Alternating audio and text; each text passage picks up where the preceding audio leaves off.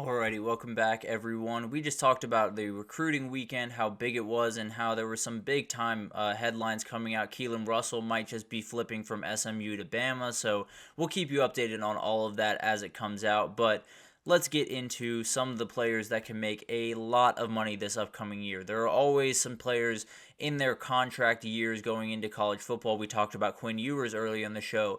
Absolutely a contract year for him, but a contract year for a number of other players that can make some big time money if they have big time 2024. So let's start to break down these guys.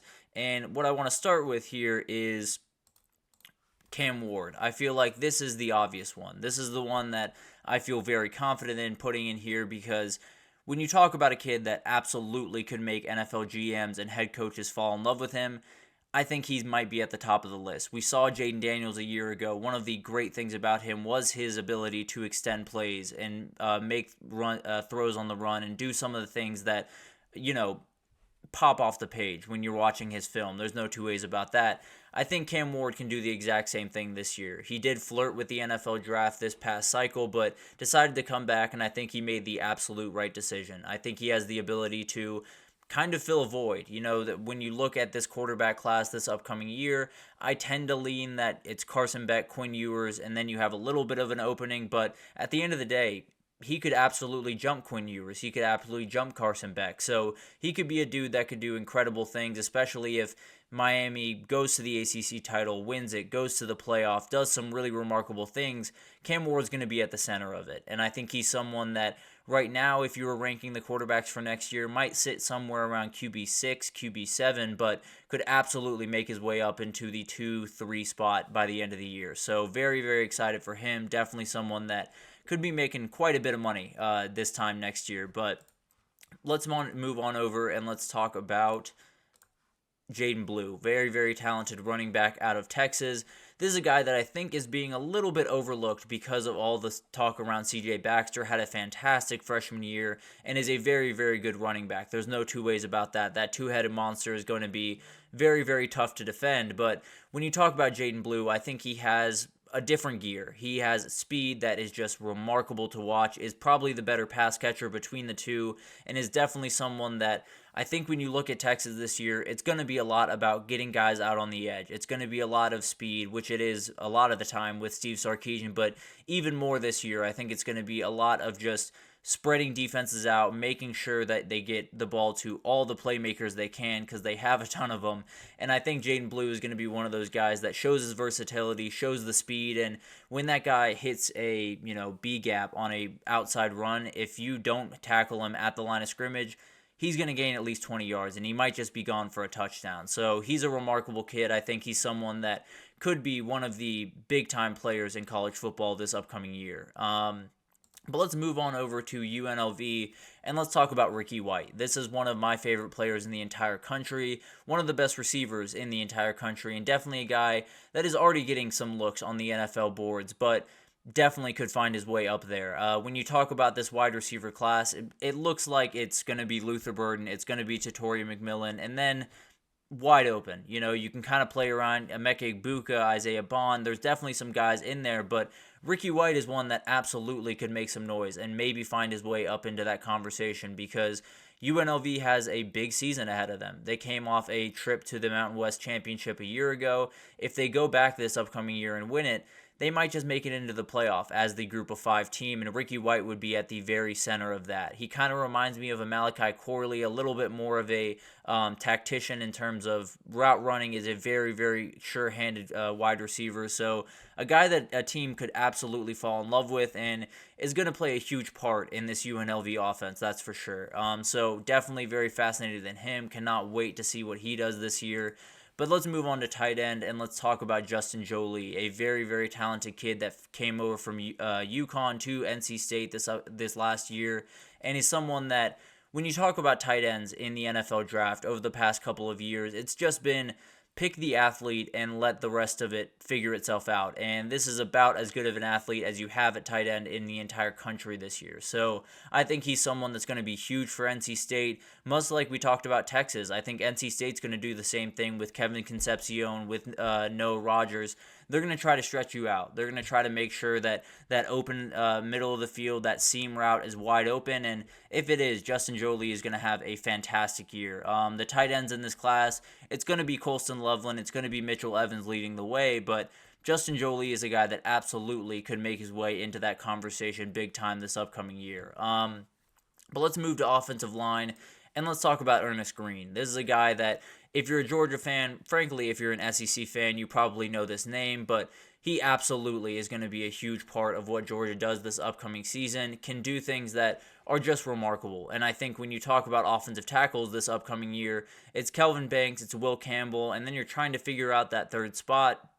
This is a guy that you absolutely could put there. He's very, very talented, and I think when we look at the next year's class, he could be kind of a J.C. Latham guy. Maybe he jumps one of these guys where last year when we went into this conversation, it was Joe Alt, it was Olu Fashanu, and then J.C. Latham found his way into that mix. So it'll be interesting to watch what Ernest Green can do. I think he's very, very talented and can run block, can pass block, and especially if you're on a national title team, you're going to have a little bit of a boost as well. So that doesn't hurt by any means. But let's move to the defensive side of the ball, and let's start interior defensive line.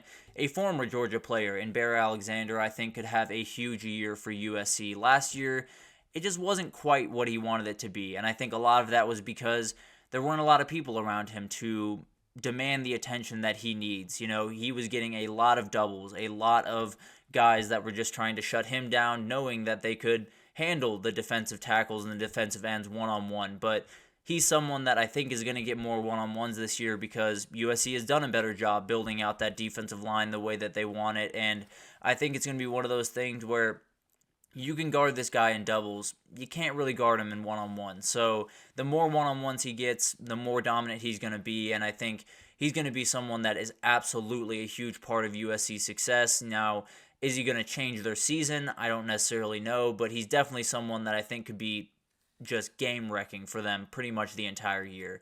And then let's get to edge, and Jordan Burch feels like the obvious pick to me. I think the last couple of years have been a little bit tough on him. He transferred over from South Carolina, didn't necessarily catch on the way he wanted to at Oregon, but this feels like the year. I think when you look at the past Oregon teams, not a lot of interior defensive line force, and that doesn't necessarily help the edge rushing by any means because you have more reinforcements to kind of kick out that direction, and I think Jordan Burch got hurt by that. But now you have everything in place. You have Jamari Caldwell, you have Derek Harmon on the interior. You also have Mateo Uyunglele on the other side, who is a remarkable player that I think will definitely be a big part of this as well. But I think Jordan Burch is a very physical player. He can do a lot of really remarkable things, can run, defend, is a good pass rusher, but I think he's someone that when you're an NFL GM and you see that type of NFL body at the edge rushing position, you're going to make a case for why you should draft him. So I'm very excited to see what he can do this season. I think he could be as big of a part of Oregon's success as really anyone on that team. But let's get to Harold Perkins.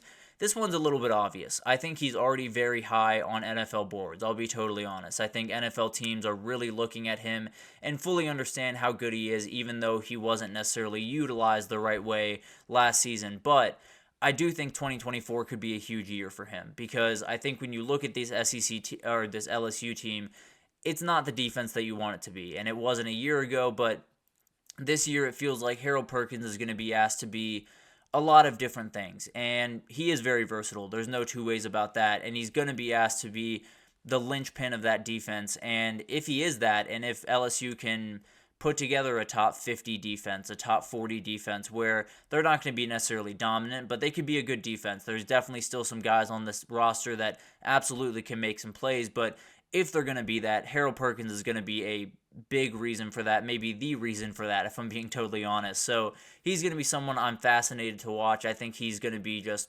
incredible this upcoming year and might just be the number one defensive player off the board. Might just knock James Pierce Jr. or Abdul Carter or some of the other guys that are being kicked around off that pedestal just because of just how remarkable he is. Just cannot wait to watch this kid this upcoming year.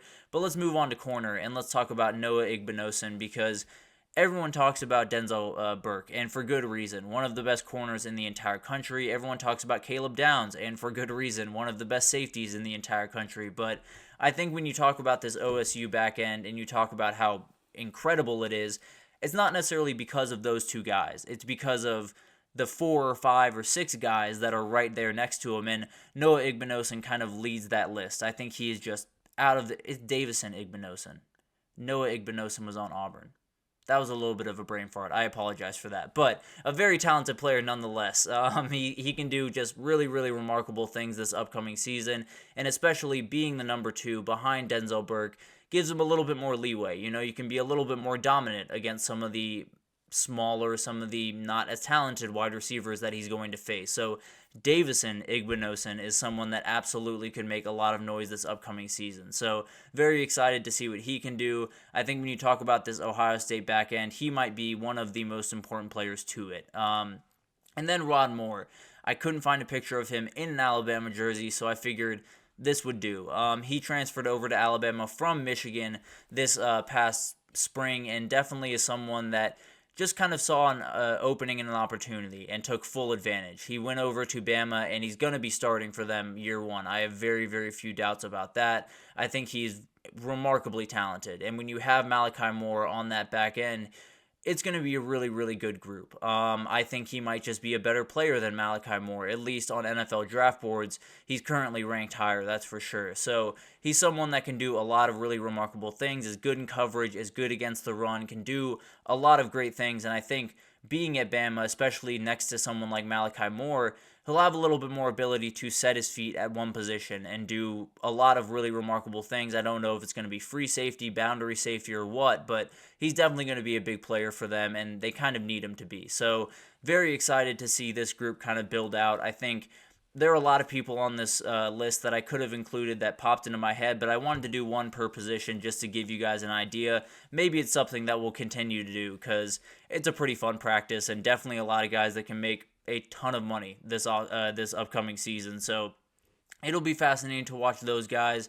It'll be fascinating to watch just anyone that pops up out of nowhere, kind of like what Jaden Daniels did a year ago. So it'll be interesting to watch all that, but that'll do it for this edition of the GSMC College Football Podcast presented by the GSMC Sports Network. Your support means a lot to us, so please remember to subscribe to the show, leave a positive review. It does make a huge difference for us. Also, follow us on Facebook, Twitter, TikTok, Instagram, all of the social pages for all of the content and updates you could possibly need, whether it's hockey, golf, we're getting tennis here pretty soon, women's sports, it does not matter. We have it all covered over here. So come on over to GSMC and we can give you whatever you need. So thank you once again for listening, and I will see you guys tomorrow.